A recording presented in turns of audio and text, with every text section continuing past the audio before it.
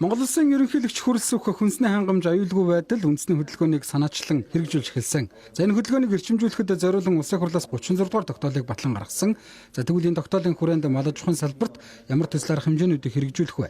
Үүнд мэргэжлийнхний санаа бодлыг хэрхэн тусгаж зөв зохион байгуулалтаар 19 нэр төрлийн хүнсээ дотооддоо үйлдвэрлэдэг болох вэ гэдгээ тодорхойлох зорилгоор өнөөдөр мал аж ахуйн сэдэвт үндэсний чуулганыг төрийн ордонд зохион байгууллаа. За бид нэн тэргуунд малаа эрүүлжүүлэх ёстой юм байна. Мал аж ахуйн салбарын хувьд малын удмын санг хамгаалах, бэлчээр менежментийг сайжруулах, усан хангамжийг нэмэгдүүлэх, эрчимцэн мал аж ахуй тохиромжтой бүс нутагт хөгжүүлэх, мал амтны халдварт болон гоц халдвар төвчнөөс урьдчилан сэргийлэх, бүрэн хяналтанд авах зэрэг үйл ажиллагаанд зориулан нийт 478 тэрбум төгрөгийн санхүүжилт хийхээр тусгасан. За өнгөрсөн 1 жилийн хугацаанд монголчууд 1 тэрбум доллартай тэнцэх хэмжээний хүнсний бүтээгдэхүүнийг импортоор авчээ. Хэрвээ 19 нэр төрлийн бүтээгдэхүүнээ дотооддоо үйлдвэрлэдэг байсан бол энэ хэмжээний валютыг эх орондоо үлдээгээ зогсохгүй бид өөрсдөө эрүүл баталгаатай хүнс хэрэглэнэ гэсэн үг.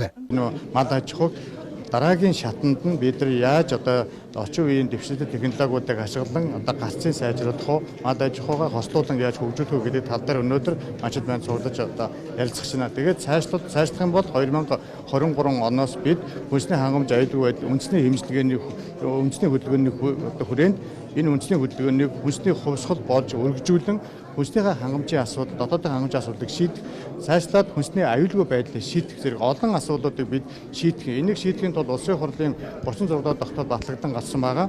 36 дахь тогтоолыг төрийн 27 байгууллага хамтарч хэрэгжүүлдэг юм. Энэ төрийн хүчийг нэгтгэж, энэ эдийн засгийн хямралын хүнд үеийг бид давж гарахын тулд төрийн байгууллагуудыг нэгтгэж, хүчийг нэгтгэж, дээрээс нь баялаг бүтээгчид, үндэсний үйлдвэрлэгчид, газар тариалан эрхлэгчид, мал аж ахуй иргэд монголчууд бүгд нийлжээж бид нар энэ хүнсний хангамжийн асуудлыг шийднэ, хүнсний аюулгүй байдлын асуудыг шийднэ гэсэн том зорилго тавьсан ажил эхэлж байгаамаа. Цаашид мал аж ахуйн салбараа хөгжүүлэхээс гадна малчтай эрүүл мэнд, нийгмийн даатгалд хамруулж тэтгэвэр тэтгэмжийн тогтолцоог нь боловсронгуй болгох шаардлагатай байгаа юм а. Мөн бирж мал аж ахуйн тогтолцоогч мал аж ахуйн салбарт нэвтрүүлэх хэрэгтэй байна.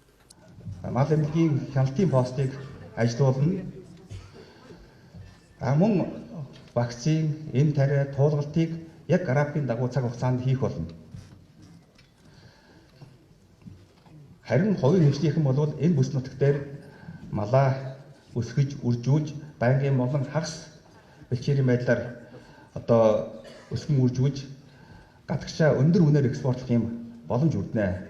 Дунджаар 2 жилийн хугацаа зарцуулдаг энэ эрүүл төсөл хахад.